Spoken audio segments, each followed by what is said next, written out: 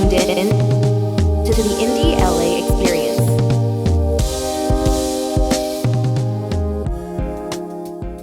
All right, Aaron, first CD you remember getting as a kid or purchasing? It was so different before, right? Hard copy too, not download. No, definitely. We even had tapes, as a kid. Like, I remember getting like tapes for a while. We'd play back, me and my older sister, like No Doubt, the Spice Girls, Oh, okay. Even Backstreet Boys, You're telling your age, man. It's okay. But as it transitioned to CDs, I remember, it would start out like, Christmas time, mom would go shopping and buy like a few CDs like for the household, Okay. and like put them up on the tree Christmas morning. So like, I don't know, Big Shiny Tunes 4, that was the one that I jammed out to a lot. But I think the first CD I bought for myself, I want to say I was like 12 years old. Will Smith, Big Willie Style. Big Willie Style's the first one. Dude, Yeah. I own that CD as well. That's hilarious. I want to say Dr. Dre, 2000. Okay, Was maybe 2001? 2001. Whoa. It was the second one. I was a little bit younger, so I definitely like listened to some of my sister's CDs, like Mace and things like that. Yeah. But yeah, Big Willie Style. That was my first CD That's funny, dude. that I owned. And what about you? I was 10 years old when I received like my first CD as a gift, and I had gotten it from my older cousin who I really loved hanging out with, loved going to the movies with. We'd always like listen to like her music and stuff. She got me Nellyville. Oh, yeah. Yeah. It had Air Force Ones on it. Mhm. Hot in Her. Oh yeah, my sister had that one too. Yeah, that was the first one I remember getting. And obviously I liked all the songs on there, but I didn't feel like it was like really me. But like as I got like a little bit older, I started to like be introduced to like jazz music, and I was really drawn to the saxophone.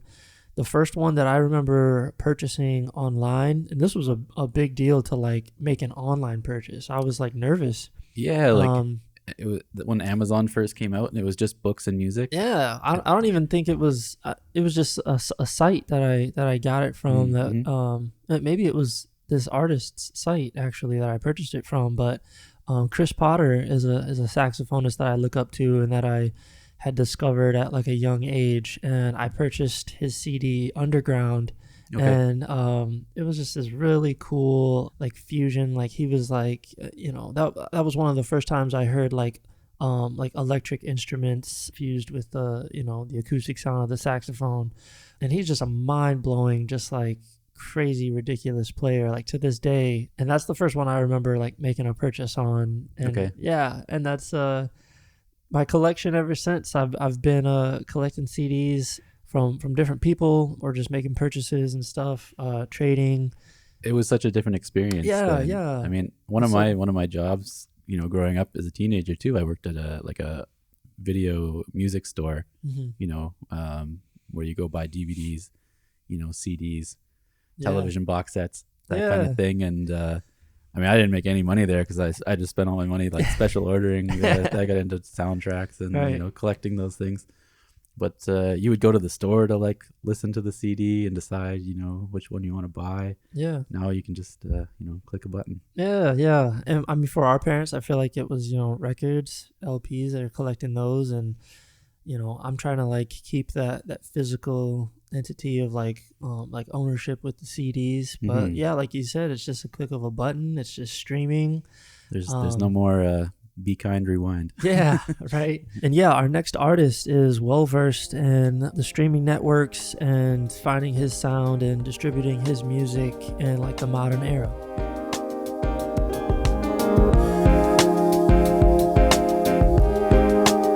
If you done tried different options in your life and doors close when you do music or anything, music wise, and it's like, man, them doors start opening, that's your key right there. That's your sign right there. The music is for you. Don't put it out.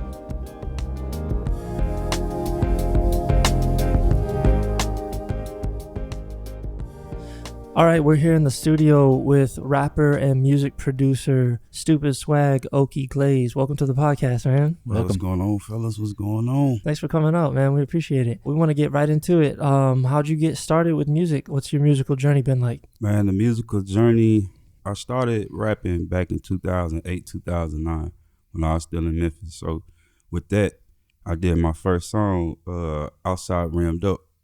And who recorded it, it was, y'all familiar, Yo Gotti, you know what I'm saying? Yep. One of his peoples, Matt Butter, he was best friends with Yo Gotti artist Snooty Wild. So like back then, I knew them a little bit, but that's who I was recording with. And I mean, like with that song, you know what I'm saying? That song opened up some doors for me because I was still in Memphis too when I was younger. But that's like, you know, back when I was like really running with the streets, you know what I'm saying, back then. So I wasn't focused all the way. But I knew I had that potential because that song, I mean, like I say, opened up some doors. I started performing a couple of times, you know, here and there. That's some, my space is still popping. So like MySpace and what's it called, Reverb. You know, I was kind of, you know, working with them, you know, seeing a little potential. But like, that was 2008, 2009. But as far as like on the professional tip, that was when I dropped So Much Gas back in like 2014, 2015. I was in Nebraska at that time, but I dropped that, and man, that's like, I was like 24, 25. That was during the live mixtape era. Like, you know, my mixtape, Spinrilla, they just, my Spinrilla just lost the copyright suit. They just took they just had to take their website down. I had music on there. But So Much Gas had got me to the point where I signed the indie record deal, and like I said, I was in Nebraska, but I was going from Nebraska to Atlanta. I was performing down there with one of my DJ connects. So that little episode, you know what I'm saying, the live mixtapes, shout out DJ Decepticon, Brick Squad Monopoly, DJ SR Mixtape Monopoly, my DJ P exclusives. I mean, live mixtapes. I mean, man, your boy was having some motion on there. I dropped my first mixtape, had plenty of little features, you know, on the major side of on the live mixtape side. So with that, it kept, you know what I'm saying, kept going. And then I ain't gonna lie, like I ain't gonna say took a hiatus, but man, I wasn't focused. So 2015, like I was still doing my songs, recording, dropping them here and there, but I wasn't focused on like the whole pushing and, you know, like the marketing situation, but I still had music though. So man, fast forward, my last song that I did, 2023? I think it was probably about 2000, I don't know, maybe 19, 20. I dropped Keep On Going, and I did a little campaign with Starlight PR, and man, they got me on the upcoming 100 charts, the indie charts. Did a little interview. They asked me some real good questions. I'm talking about like, man, that might Keep On Going, might got me back focused. So like with that, so fast forward that to now. Man, Keep On Going. I dropped a couple of songs between then, but during this time, or these past couple of years, that's when I started learning like the whole, man, how to operate with Spotify, like how to really use my DistroKid. You know, my DistroKid got plenty little perks in there once you sign up for an account. So I'm like, I mean, they got better perks than TuneCore and CD Baby and all that. So I'm like, okay, let me master this. So the last song I did after that was Bumpin'. I dropped Bumpin', did some campaigns where like actually spent some money on this journey. Man, it did good. I mean, Bumpin' got on the Spotify, man, Bumpin' got down there 100,000 players on that joint. And that's because I really put that money into it. Took that drive and really went behind it. So Bumpin' got me back in the door. But I did that's like when I did Bumpin', that's when I started seeing like they was doing the live reviews, like on the different like club houses and like YouTube and all that. And I did Bumpin'. I ain't gonna cap. Man, I let them folk here bumping, man. Them folk trying to do me bad, bro. Oh, really? Oh, man. But the thing though, bumping hard. But just like, with being an artist, certain songs are going to be for certain people. Right. Like everybody not gonna like this song, everybody not gonna like that song. Just like, okay, if I drop this type of track, I know, what I'm saying, the street folk, they might not like that jump too much. But everybody else, they're gonna be like, oh yeah, that song hard. Yeah. You know what I'm saying? It's the whole thing about being versatile. So to me, it still did good. I mean, on the internet, bumper still did good. So with that, it gave me that push. Like, all right, they trying to do the Okye Glaze. Okay, watch this. So, man, I got on BeatStars. I didn't really know too much about BeatStars. Like, I was just, going to YouTube. But that's when I started understanding, like, man, if I'm going to do this, I got to go ahead and be professional. Like, I got to pay for these leases. I got to start getting, like, man, spending money on the graphics. Man, with a paycheck, if I'm not, doing my thing, if I'm holding down to 9 to 5, I mean, look, if I make $1,200, $1,300 every 2 weeks, I got at least take about 400 to 500 of that and go ahead and do what it doing. Don't Invest be mad in about yourself, it. yeah. Put together that whole package. Yeah. So after them reviews, man, I came across my dog Trench Baby Slim, Legion Beats on the BeatStars, and I'm talking about as an artist, I don't know if everybody else can relate because I'm different, but like, man, I heard these folk beats. I'm talking about, man, them junks like, man, enticed me, bro. Like, man, had me in a whole nother. I'm like, man, I need. So I got them, man. I got them beats from them folk, and What was it about those beats that really caught you? the way I hear when I'm listening to beats, it's a whole lot different from the net person.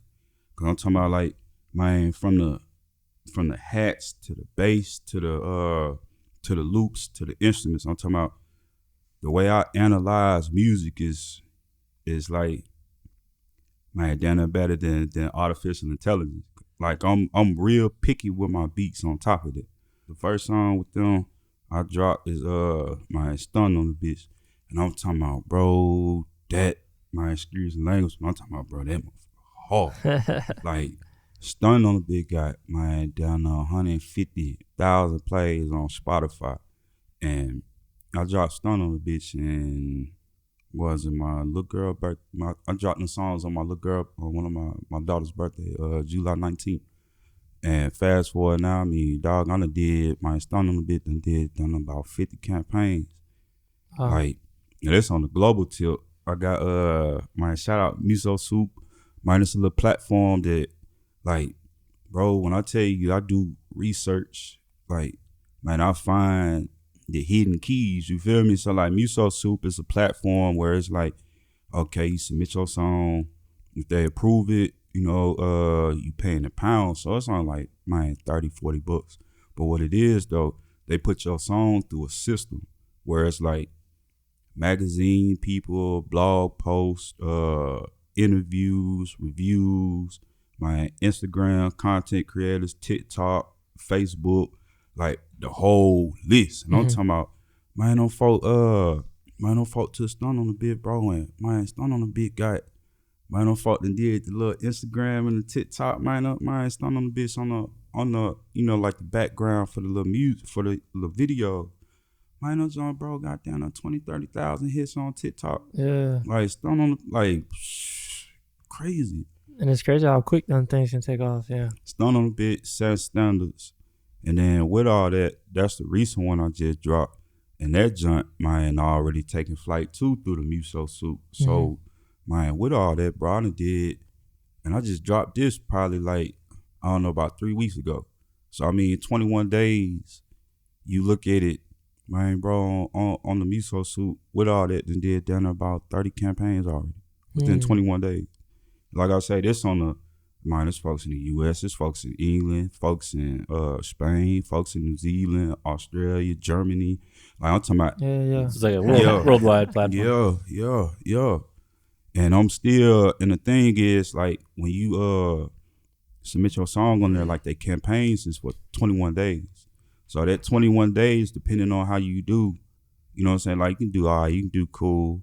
Like, certain standards did, I'd say, like, on a grading scale, probably about 80%, because I was still pushing stun on the bitch. So I was letting that be, like, my main focus so I can learn how this platform work. But now it's like, okay, the 21 days, if you go hard on it, basically, man, do a lot of stuff on there, they'll give you the option to extend your campaign for, like, another 2 weeks. So with stun on the biz, bro, I did, man, down about a month and a half, because it's 21 days and then the 2 weeks. So, man, down a month and a half, down to 2 months of work. And, man, going crazy. Yeah. Yeah. I mean, it sounds like you got a lot of things rolling right now. But it sounds like before you ran into like some obstacles or like some halts, I guess, and you had those moments that like brought you back, whether it was like a producer or a friend or something, like a beat you heard and it drew you back to the passion. Yes, sir. What advice do you have for somebody who gets stuck like in that moment? Like, how do they get back to finding themselves as an artist? Once you hit one of them roadblocks, you know what I'm saying, no matter if it's, you know, financially, if you in a relationship, if you got a family, you know what I'm saying, you a father, you got kids, or whatever that situation is, like, man, for an artist, and I'm gonna say it like this, for a real artist, dog, man, you gotta really learn, man, what it means to have to sacrifice. Like, bro, you want to get to that next, man, to that next level, depending on what you're going through, that might be that key that unlocks that door, that door for you to get to that next point. So the more that you know what I'm saying, put it off, like thinking about, like, man, I'm dealing, like, just say for instance, all right, I'm an artist, I got potential, but I'm at the roadblock because I'm in this relationship. Like, I got love for this female, but it's keeping me not, you know what I'm saying, doing what I need to do because exactly. I'm dealing with this crazy bro. So We've all been there, right? yeah. So you get what I'm saying? So, like, you got to go ahead and take it. Like, man, I got to get away from this and I got to get back on what I need to do. And that's just, you know what I'm saying, plain and simple. Like, if you done tried different options in your life and the doors closed, but when you do music or anything, you know, music-wise, and it's like, man, them doors start opening, that's your key right there. That's your sign right there. The music is for you. Don't put it off. Mm-hmm. Don't try to, you know what I'm saying, put other things before that, because that's not gonna work. The main thing, like, man, when you get that gift as an artist and you see you got that potential, man, it's up to you to take that potential and continue that motion. Once you see the signs that's right there in your face, it's up to you. Mm-hmm. So it's just about jumping on that opportunity when it comes through. Yeah. All right. Mm-hmm. And being willing to sacrifice, like you said, especially, you know, you got to work a full-time job. Maybe you're a dad or a parent, you know, you got a lot of other things going on, but you still want to put that work and that passion into your music. It's all about, like, with that, see, a lot of folk don't understand, like, okay, man, it's 24 hours in a day. It's 24 hours in a day, and it don't take that much money or time. Like, okay, what I be doing, like, bro, I be on the internet. I'll be on my Chromebook.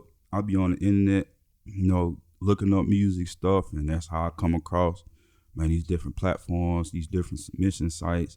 Like, I actually take that time. Like, I mean, I get off work probably about 12, you know what I'm saying, 12, 1 o'clock, and then, boss, man, I'll be up, you know what I'm saying, from right 12 to down to 3, 4 in the morning, maybe 5.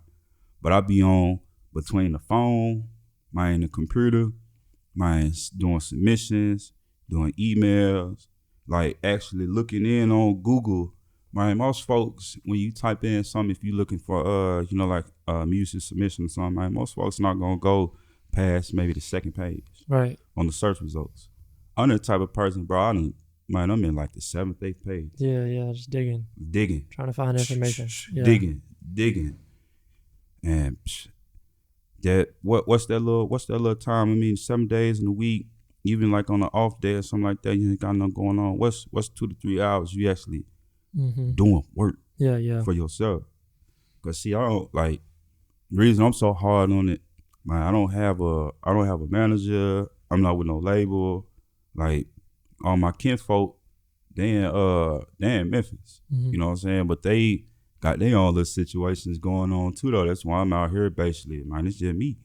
So I'm like, man, look, everything that I do, man, every minute, every second, man, every dollar, man, it gotta count. I gotta make this work. I gotta pull something off. Like regardless if it's small, if it's big, you know what I'm saying? Like doing the work, man, you may find a little music campaign, $35, $45, $50. Doing that, bro, I came across this magazine promotion company out here. Shout out Buzz Music LA. And man, they got big motion, and so far, mine done four reviews with these folks. Like, cause I done took the time. Investing that time into it is investing into yourself and like your vision, like as an artist too, for sure. I want to go back to you know, like that moment that you knew like music was for you. Like, who were some of your influences? Like, you know, as a young kid, like who was like, oh, you heard them, you were like, gosh, that's what I gotta do. Like, that's it. Growing up in Memphis, I was in Memphis during like the 3 Cent Mafia era. Yep. So like when I was growing up, man, it was the folks that had the most impact on me, man, 3 Cent Mafia and man, Cash Money. Back when it was all the, you know, BG, Juvenile, Lil Wayne, Turk, Baby, like the whole camp. So how I got into music, actually, when I was like, when I was a kid, it was like, okay, I was raised by my great grandparents, you know what I'm saying? So it's my great grandma, my great grandpa. So like when my great grandpa would take me to school, and like just think about it, bro. Like a great grandpa, you would think, you know, your great grandparents and some would listen to like the old school music, you know, like Al Green. I mean, my great grandpa had an 8-track. Yeah. And I ain't never heard a record play on it as a kid. But when I be with my great grandpa though, this is the thing that was crazy though. Like, man, my great grandpa dog would have it on like in Memphis, we had two radio stations. You had Hot 107, Hot 107.1. That was like, you know, with the rap. And then you had like K97. K97 was like the easy rap, R&B, you know what I'm saying, like I'm gonna say alternative, but like a more calmer, you know what I'm saying, like more chill, yep. Man, my great grandpa had that joint on Hot 107.1. Yeah. I'm talking about dropping me off to the bus stop, you know what I'm saying? Man, early in the morning, 6 o'clock, man, this man got 3 Cent Mafia. I bet you won't hit a motherfucker. Like early hell, you know what I'm saying? Early hell in the morning. I'm talking about my great grandpa had that type music going on. So when I go get my haircut, man, when the radio would be on, that's especially when like, man, they had a lot of the Southern songs like on the radio station, like even with like T.I., like when T.I. came in, UGK, man, all the Memphis, Atlanta rap, all that, man, No Limit. So like when those songs would come on, especially like Juvenile, dog, I'm talking about, man, put my hat on backwards, you know what I'm talking about? Man, had a couple pairs of Jabos, had a couple, you know what I'm saying, camouflage bandanas and all that. Like, my Juvenile Project Platinum, my role models, and I'm gonna be just like them fools. Yeah.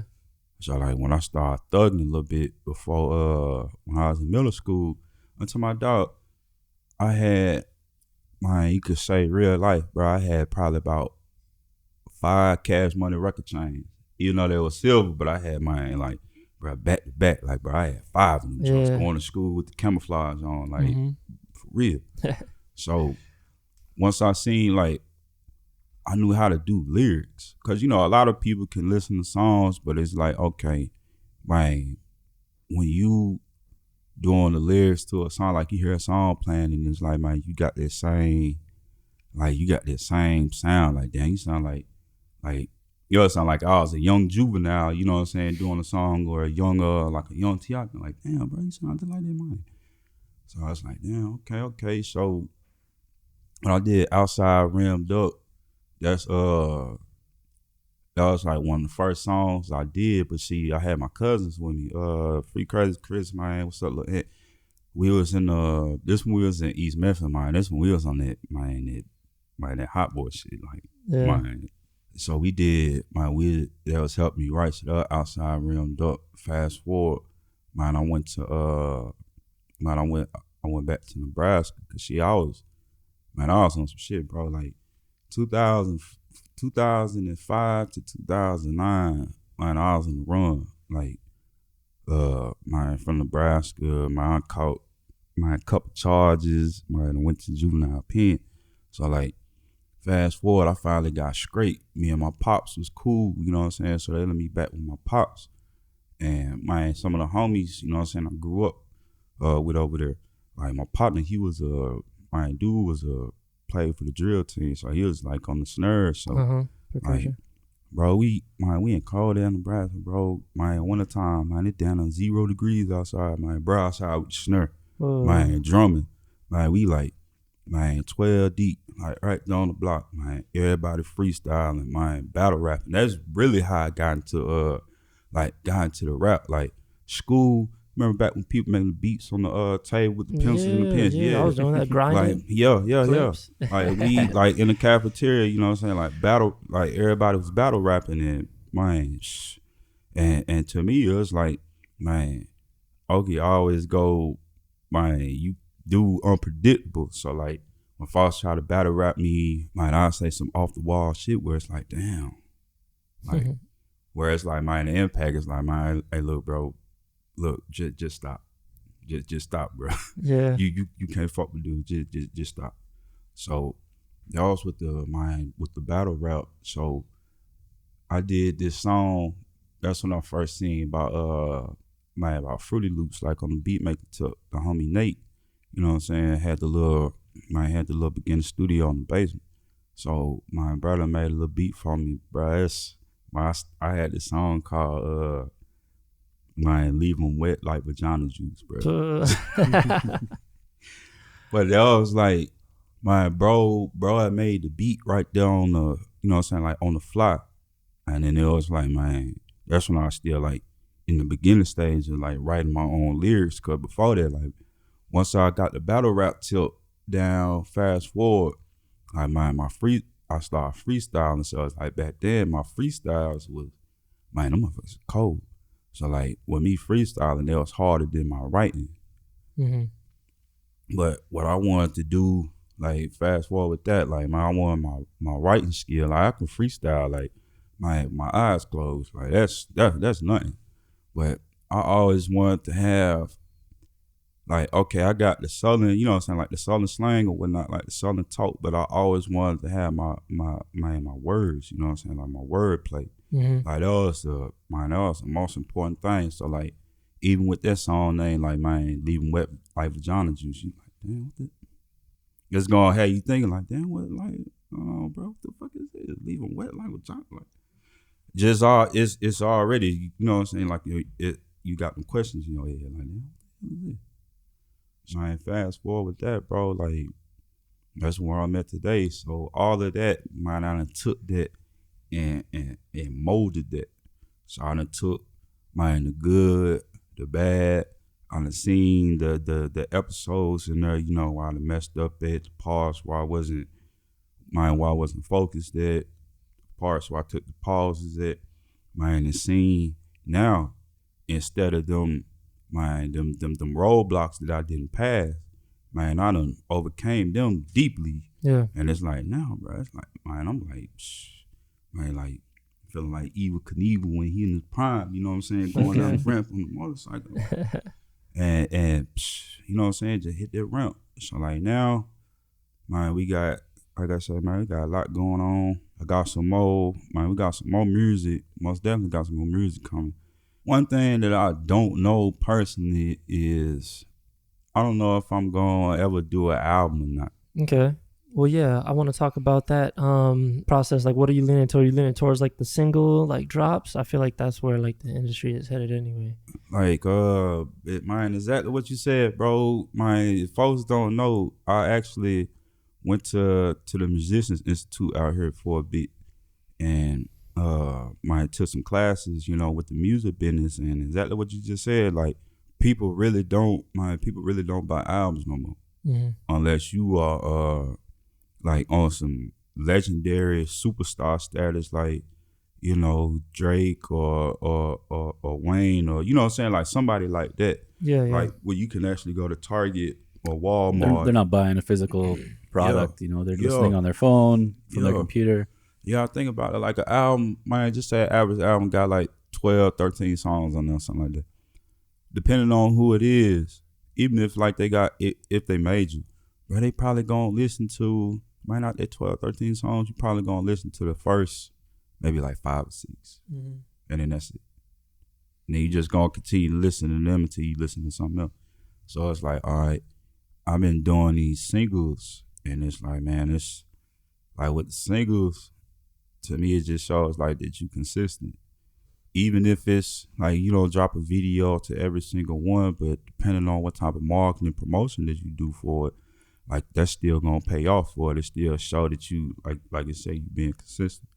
So it's like doing that instead of spending that amount of money on marketing and promoting the album, them 12, 13 songs, boss, you can, man, take 1 or 2 of them a month, or 1 or 2 of them every month and a half, drop 2, spend some money, do some promo, do some marketing, man, drop another 2, then drop another 2, and it's like, damn, he coming with it. Like every other, like you got that type of impact. Yeah. Versus, damn, he just dropped the album and, man, you know, he only sold so many units, or my dude and dropped like 4 singles in the past 5 months.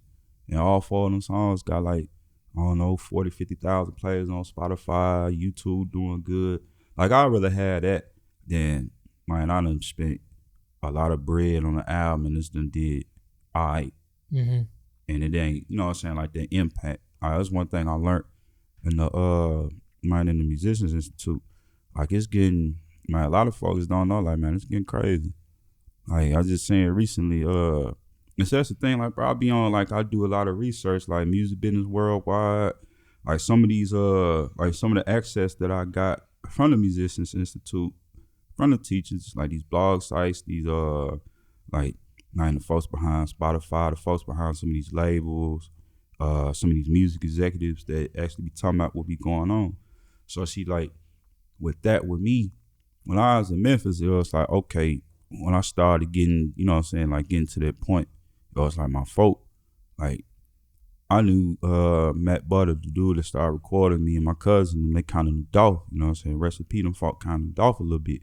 But it was like, once I seen what was really going on, it was like, man, at that time, it was like, man, I don't want to be, like, signed up or under nobody. I want to learn, man, the game behind this. Yeah. So, like, that one thing, like, me and my folk, we always had this little issue, like, man, them folk be like, man, you need to come back home, you know, blah, blah, blah. But I'm like, man, that ain't what I'm trying to do.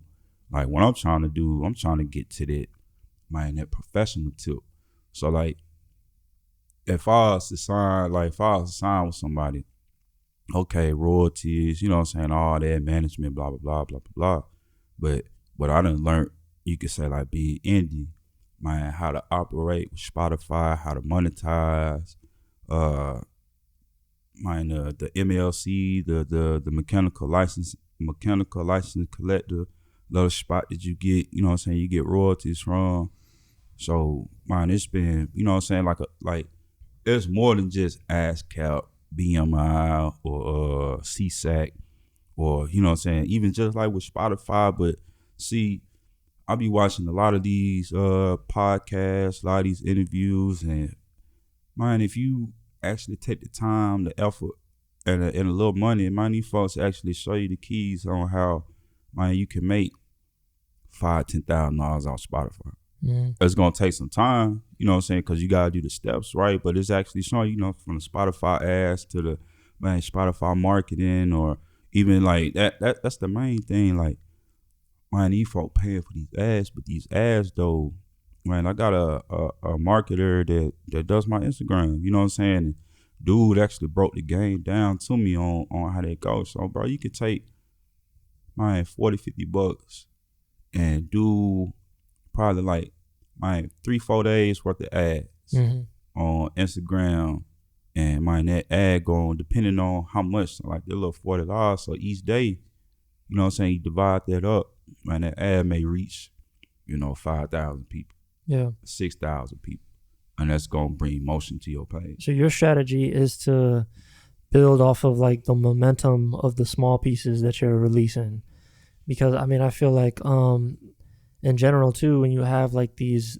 big projects or you drop like a big album, like even if you're a big artist, like you said, people are only taking their favorite songs from that album and they're putting it in a playlist. It's kind of like throwing all your eggs in one basket. Yeah. Right. And trying to sell the basket. Yeah. But it's more cost effective for you to, release those slowly over time and, market them individually. And then, then people are waiting for the next song, you know? Mm-hmm. And I mean, this might be my thinking too, like as a DJ, but I am looking for like a versatile like sound or like experience, like when it comes to creating something for an event. I'm thinking about how many different like voices and how many different textures can I get that sort of match, like sort of connect. Yeah. And like I feel like with everybody, it being so simple, like I wouldn't say simple, but accessible. It's more attainable to like release music for people, Yeah. It's just that like people are producing so quickly, it's being seen, and with the social media like acting so fast, like people are finding it real quick. Yeah. And so that's why like, it's smart to like take those steps and like see what works before you just like burn yourself out on like a full 22 track album. Yeah. I promise. And see the thing, like, when we was coming up, I mean, people still had, like the Fruity Loops, Logic, but see, all we had then still was, MySpace, Reverb, at one point in time, I mean, for the folks our age, I promise you, every artist cannot count. You done use coast to coast mixtapes at least one time in your life.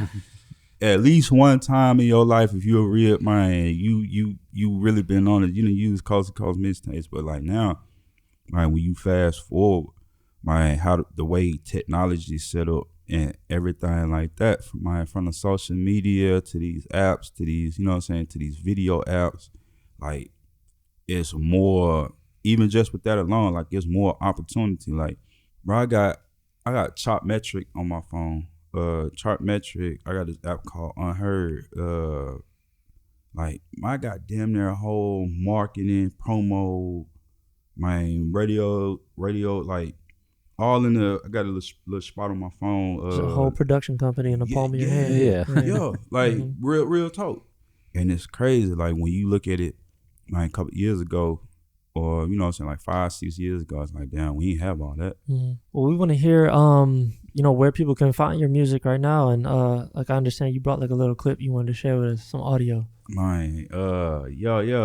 Stupid, all you gotta do is just Google Stupid Swag OG, and it's STOOPID, and between YouTube, Spotify, all the network, all the little platforms that come, the music platforms, iTunes, Tidal, Boombox, all of that.